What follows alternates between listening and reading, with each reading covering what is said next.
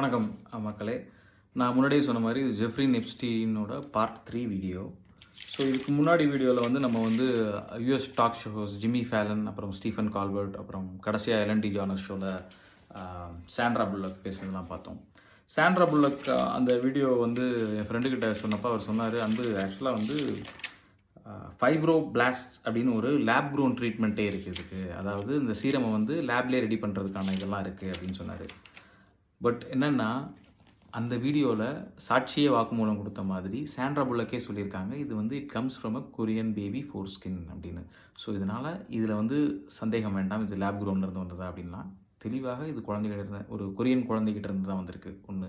ரெண்டாவது, அமெரிக்காவில் இது லீகலாக இருக்கலாம், இந்த இஜிஎஃப் இந்த சீரம் வந்து லீகலாக இருக்கலாம். பட் கொரியாவில் குழந்தைங்கக்கிட்டேருந்து எடுக்கிறதுக்கு இது லீகல் கிடையாது. அப்படின்னும் போது இட்ஸ் இல்லீகல். கரெக்டாக? அப்போது அங்கேருந்து அந்த ஃபோர் ஸ்கின் எப்படி இங்கே வருது, அந்த ஃபோர் ஸ்கின்னில் தயாரிக்கிற சீரம் எப்படி அமெரிக்காவுக்கு வருது? புரியுதுங்களா? ஸோ இதுவே ஒரு பெரிய ஒரு சிக்கல் இருக்குல்ல, சட்ட சிக்கல் இருக்குது இல்லைங்களா? உங்கள் ஊரில் லீகல், ஆனால் இன்னொரு ஊரில் இல்லீகல். அதாவது பொருள் தயாரிக்கிற இடத்துல பொருள் தயாரிக்கிறதுக்கான ரா மெட்டீரியல் கிடைக்கிற இடத்துல அது இல்லீகல். புரியுதா? இது எப்படி சொல்லலாம்னா, கஞ்சா இருக்குல்ல, உங்கள் ஊரில் கஞ்சா புகைக்கிறது வந்து லீகலாக இருக்கலாம். கனடாவில் லீகல்ன்ற மாதிரி கேள்விப்பட்டேன், யூஎஸில் ஒரு சில ஸ்டேட்ஸில் லீகல்ன்ற மாதிரி கேள்விப்பட்டிருக்கேன். ஸோ கஞ்சா வந்து உங்கள் ஊரில் லீகல். ஆனால் கஞ்சா வந்து நீங்கள் வேறு ஏதோ ஒரு சவுத் அமெரிக்கன் கண்ட்ரியில் வளர்க்கணும் அப்படின்னா அது இல்லீகல். கரெக்டுங்களா? அந்த நாட்டில் அது இல்லீகல்னும் போது அது கடத்தப்பட்டு தான் உங்கள் ஊருக்கு கொண்டு வருது.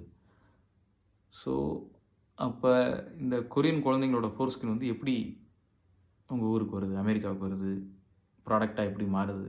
எல்லாமே இல்லீகலாக? அப்போ நிறையா இருக்குங்க, நம்ம ஒவ்வொன்றா பார்ப்போம்.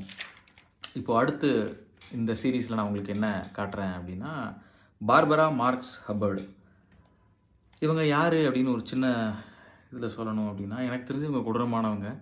ஆனால் இவங்க எப்படி சொல்லிக்கிறாங்கன்னா, வேர்ல்டு ரினவுண்டு விஷனரி ஃபியூச்சரிஸ்ட்.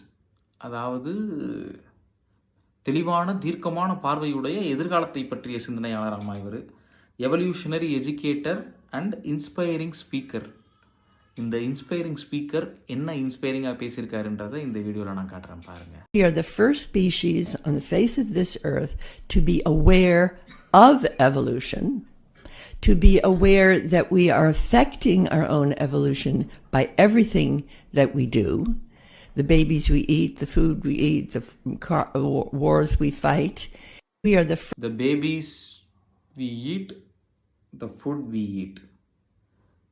புரியுதுங்களா? ஸோ இப்போ இதை நீங்கள் என்ன நினைக்கலாம் அப்படின்னா, எதுவாப்பா தெரியாமல் தங்கு ஸ்லிப்பாக இருக்குப்பா, வயசானவங்கப்பா, அப்படிப்பா இப்படிப்பான்னு நீங்கள் முட்டு கொடுக்கலாம், என்ன வேணால் சொல்லலாம். இப்போ தீபக் சோப்ரான்னு ஒருத்தர் இருக்கார். தீபக் சோப்ரா யார் அப்படின்னா, பொதுவாகவே வந்து வெள்ளையர்களுக்கு வந்து அந்த நாட்டில் வந்து நீங்கள் வந்து யோகா பற்றி, கான்ஷியஸ்னஸ் பற்றி, அப்புறம் அவேக்னிங் பற்றி, இந்த மாதிரிலாம் இந்திய முகசாயலில் உள்ளவங்க, இந்திய துணைக்கண்ட முகசாயலில் உள்ளவங்க யாருன்னா பேசுனாங்கன்னா அவங்களுக்கு அப்படி ஒரு எப்படி சொல்கிறது, ஆர்கசம் இருக்கும். அதாவது நம்ம ஊரில் நித்யானந்தா, அப்புறம் என்ன சொல்கிறது, நிறைய இருக்காங்க இல்லையா, அந்த மாதிரி அந்த ஊரில் இருக்கிற ஒரு ஆசாமி சாமி இவர் தீபக் சோப்ரா. இந்த தீபக் சோப்ரா வந்து சும்மா நீங்கள் சர்ச் பண்ணி பாருங்கள், ஒரு ஏகப்பட்ட வீடியோஸ் இருக்கும், பயங்கரமாக பேசியிருப்பார். கான்ஷியஸ்னால் என்ன தெரியுமா, அப்படியே வந்து ரிலீஜியன் அப்படி இப்படின்னு அப்படியே பயங்கரமாக பேசியிருப்பார். பேசும்போது வந்து பார்த்தீங்கன்னா இந்த பழொழுக பேசுகிறான் பாவன் அப்படின்னு தெரியுமா, அந்த மாதிரி பேசியிருப்பார். இவருடைய பெயர் வந்து ஜெஃப்ரி எப்ஸ்டீன் ஃபைல்ஸில் பலமுறை அடிபட்டுருக்கு. அதுவும் போக அந்த பார்ட்டி அட்டன் பண்ணதுலேயும் ஒரு பேர் இருக்குது. அந்த லோலிட்டா ஐலாண்ட், இந்த சம்பவங்கள் நடந்த அந்த சென்ட் ஜேம்ஸ் ஐலாண்டுக்கு பேர் வந்து லோலிட்டா ஐலாண்ட் அவங்க லாங்குவேஜில். அந்த லோலிட்டா ஐலாண்டுக்கு பலமுறை பயணப்பட்ட ட்ராவல் லாக்ஸும் இருக்குது. ஏன்னா அந்த லோலிட்டா ஐலாண்டுக்கு வந்து ஜெஃப்ரி எப்ஸ்டீனோட அந்த ப்ரைவேட் ஃப்ளைட்ஸில் தான் போவாங்க. அதில் பலமுறை போன ஆட்களில் ஒருவர் தீபக் சோப்ரா. புரியுதுங்களா? இந்த தீபக் சோப்ரா வந்து இந்த பார்பரா மார்க்ஸ் ஹப்பர்டுக்கு வந்து ஒரு பாராட்டு கொடுத்துருக்காரு. அது என்ன பாராட்டு அப்படின்னா, the voice for conscious evolution of our time. இந்த அம்மாவுக்கு அவர் பாராட்டு கொடுத்துருக்காரு. இந்த அம்மா என்ன சொல்கிறாங்கன்னா, இந்த பேபிஸ் வி ஈட்னு பேசுகிறாங்க. சரிங்களா? சரி, இல்லை இது வந்து நான் வந்து கன்ஸ்பிரசி மாதிரி ஏதோ சொல்கிறேன் அப்படின்னீங்கன்னா, அடுத்து உலகின் மிகப்பெரிய பணக்காரர், என்ன சொல்லப்போனால் பல வருடங்களாக அந்த லிஸ்ட்டில் இருக்கவர், அண்ட் பல வருடங்களாக எப்ஸ்டீன் ஃபைல்ஸ்லேயும் இருக்கவர், எப்ஸ்டீனோட டின்னர் பலமுறை சாப்பிட்டதை அவரே ஒத்துக்கிட்டவர், நான் வருத்தம் தெரிவிக்கிறேன், அதுக்கு எனக்கு அதனால் எந்த பயனும் இல்லை அப்படி இப்படின்னு பேசினவர், பேட்டிகளில் வெளிப்படையாக சொன்னவர், உலகின் மிகப்பெரும் மென்பொருள் நிறுவனங்களில் ஒன்றான மைக்ரோசாஃப்டை நிறுவியவர் திரு பில்கேட்ஸ். அவர் இந்த வீடியோவில் இருக்காரான்னா இல்லை, ஆனால் அவரை பற்றி தான் இந்த video. I have to acknowledge the elephant in the room at this moment. Your ex-husband, Bill, is named in the newest tranche of Epstein files. இவங்க யார் அப்படின்னா மெலிண்டா ஃப்ரெஞ்ச் கேட்ஸ். அதாவது பில்கேட்ஸினுடைய எக்ஸ் ஒய்ஃப். இவங்க என்ன சொல்கிறாங்கன்னு பாருங்கள். இவங்கக்கிட்ட வந்து ஒரு ஜேர்னலிஸ்ட் கேட்குறாங்க, இந்த மாதிரி அந்த அந்த பூதத்தை பற்றி நம்ம பேசி ஆகணும், எப்ஸ்டீன் ஃபைல்ஸ் வந்து ரெகுலராக அவர் பேர் அடிபடுதுன்னு சொல்லிட்டு அவருடைய எக்ஸ் ஹஸ்பண்டை பற்றி அவங்ககிட்ட கேட்குறாங்க. And there are a new alleged details about his past behavior, and I want to give you the opportunity to respond in whatever way you want to. Well, let me say this. I think we're having a reckoning as a society, right? அதாவது அவங்க என்ன சொல்கிறாங்கன்னா, உங்களுக்கு ஒரு வாய்ப்பு தர்றேன், உங்கள் X ஹஸ்பண்டை பற்றின அலிகேஷன்ஸ் நிறையா இருக்குது, நீங்கள் உங்களுக்கு ஒரு வாய்ப்பு தரேன், நீங்கள் உங்களுடைய கருத்துக்களை சொல்லுங்கள் அப்படின்னு அவங்க சொல்கிறாங்க. I think we are having a reckoning as a society, right அப்படின்றாங்க. இது ரொம்ப ப்ராடர் ஸ்டேட்மெண்ட்டாக தெரியும். ரெக்கனிங் அப்படின்னா பொதுவான அந்த இந்த இடத்துல அதுக்கான மீனிங் எப்படி இருக்கும் அப்படின்னா வந்து நம்ம பழைய தவறுகளுக்கு ஒரு தீர்ப்பு, பழைய தவறுகளுக்கான அந்த பலன்கள், இன்னும் சுருக்கமாக சொல்லணும்னா வினை விதைத்தவன் வினை இருப்பான், திணை விதைத்தவன் திணை இருப்பான் அப்படின்ற மாதிரி ஒரு சொசைட்டியாகவே நமக்கு வந்து இது வந்து அந்த மாதிரியான ஒரு கான்சிக்வன்ஸ் ஃபேஸ் பண்ணுற டைம் அப்படின்ற மாதிரி சொல்கிறாங்க. No girl should ever be put in the situation that they were put in by Epstein and whatever was going on with all of the various people around him. No girl. I mean, it's beyond heartbreaking, right? I remember being those ages those girls were. I remember my daughters being those ages, right? No girl should be ever put in a position by Epstein and whatever was going on with all various other people. No girl and no boy should also be put in such positions. அது ரொம்ப முக்கியம். ஏன்னா இவங்களோட code words நிறையா இருக்குது. அதை நான் கொஞ்சம் கொஞ்சமாக அட்ரஸ் பண்ணிட்டு அவங்க ஃபர்தராக என்ன சொல்லிட்டு இருக்காங்க அப்படின்னா, நான் வந்து அந்த வயசில் இருந்தது எனக்கு ஞாபகம் இருக்குது, என்னோட குழந்தைங்க அந்த வயசில் இருந்தது எனக்கு ஞாபகம் இருக்குது. அவங்க ரெண்டு பேருக்குமே பில் அண்ட் மெலிண்டாவுக்கு வந்து 2 பெண் குழந்தைகள் இருக்காங்கன்னு நினைக்கிறேன். Maybe numbers are wrong, but அவங்களுக்கு பெண் குழந்தைகள். So for me it's personally hard whenever those details come up, right? Because brings back memories of some very, very painful times in my marriage, but I have moved on from that. So whatever questions remain there of what I can't even begin to know all of it, those questions are for those people and for even my ex-husband. They need to answer to those things, not me. And I am so happy to be away from all the muck that was there. அவங்களையும் சொல்ல முடியாது இல்லையா நம்ம. அவங்க என்ன சொல்கிறாங்கன்னா, கேள்விகள் நிறையா இருக்குது, இந்த கேள்விகள் எல்லாத்தையும் என்கிட்ட கேட்க முடியாது இல்லையா. என்னுடைய அந்த எப்ஸ்டீன் ஃபைல் சம்மந்தப்பட்டவங்க, அது போக என்னுடைய எக்ஸ் ஹஸ்பண்ட் கிட்ட தான் கேட்கணும். அவங்க தான் இதுக்கு பதில் சொல்ல வேண்டியவங்க, பதில் சொல்ல கடமைப்பட்டவங்க. And I am so happy to be away from all the muck that was there. இந்த சொல்லுக்கு என்ன பொருள் அப்படின்னா, ஒரு குப்பை, ஒரு கேவலமானவன்ட்டு கேவலமான ஒரு சுச்சுவேஷன்லேருந்து நான் நகர்ந்து வந்துட்டேன் அப்படின்ற மாதிரி சொல்கிறாங்க. யோசிச்சு பாருங்கள், உலகின் மிகப்பெரும் கோடீஸ்வரராக இருந்தவர், இப்போவும் இருக்கிறவர் அந்த பட்டியலில். அவரோட மனைவி வந்து சொல்கிறாங்க, ரொம்ப கேவலமான ஒரு இடத்துலேருந்து நான் நகர்ந்து வந்துட்டேன், அதுக்கு நான் நன்றியோடு இருக்கேன் அப்படின்னு. அதுலேயும் இன்னொன்று என்னென்னு பார்த்தீங்கன்னா, அந்த வீடியோவில் ஃபர்தராக அவங்க சொல்கிறது, அந்த ஹோஸ்ட் வந்து ஒரு கேள்வி கேட்குறாங்க, ஆனால் ரொம்ப நாகரிகமான முறையில் கேட்குறாங்க. எப்படின்னா, இந்த மாதிரி உங்கள் கணவர் வந்து இந்த மாதிரி எஸ்டிடி, அதாவது செக்ஷுவலி டிரான்ஸ்மிட்டட் ஒரு டிசீஸ்க்கு எப்ஸ்டீன் கிட்ட மருந்து விஷயமாக பேசினதாகவும், அது உங்களுக்கும் அவர் டிரான்ஸ்மிட் பண்ணிட்டதாகவும் ஒரு கான்வர்சேஷன் போகுது.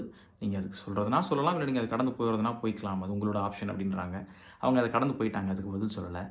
இங்கே இன்னொரு விஷயமும் இருக்குது. என்னென்னா, எப்ஸ்டீன் அந்த மொத்த ஃபைல்ஸ் அண்ட் கான்வர்சேஷனில் பார்த்தீங்கன்னா, அந்த எப்ஸ்டீன் ஃபைல்ஸில் கிட்டத்தட்ட 30 லட்சத்துக்கும் மேலே, அதாவது 3 மில்லியன் ப்ளஸ் ரெக்கார்ட்ஸ் இருக்குது.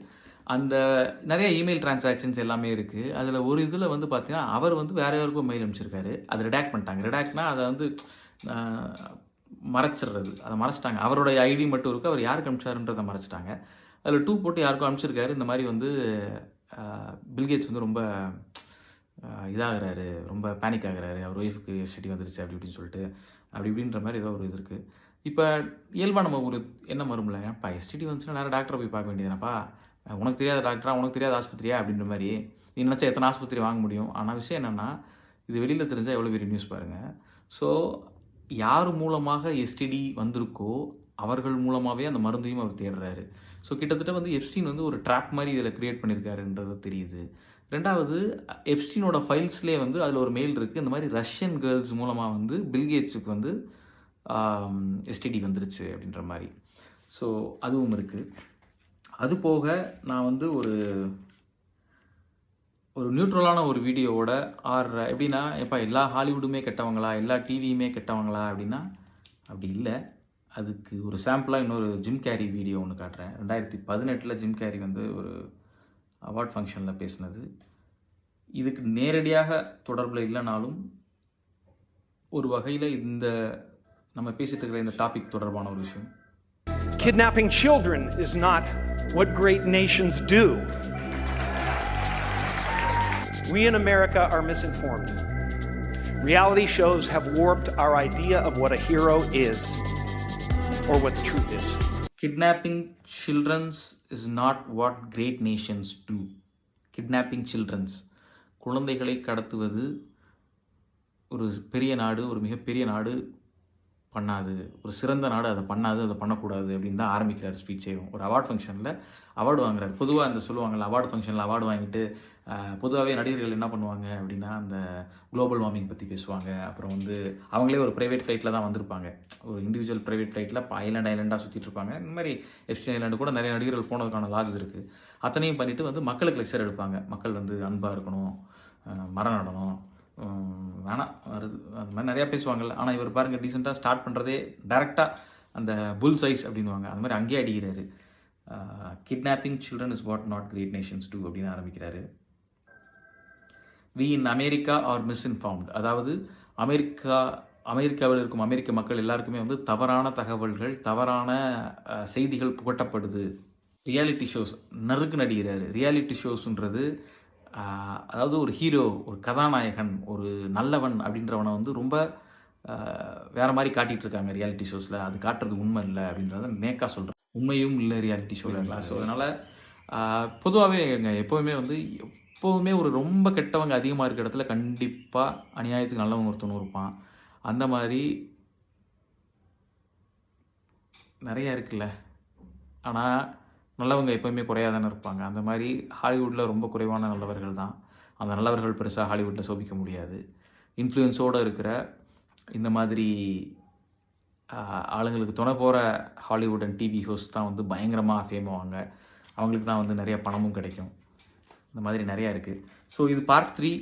பார்ட் 4ல் வந்து நான் இன்னும் கொஞ்சம் வீடியோஸ் காட்டுறேன். இது ரொம்ப லென்த்தாக போகுது, ஏன்னா இதில் வந்து அவ்வளோ குப்பை இருக்குது. அதையும் தாண்டி மக்களுக்கு தெளிவுபடுத்த வேண்டிய ஒரு நிறைய விஷயங்களும் இருக்குது, கடமையும் நமக்கு இருக்குது. பார்ப்போம்.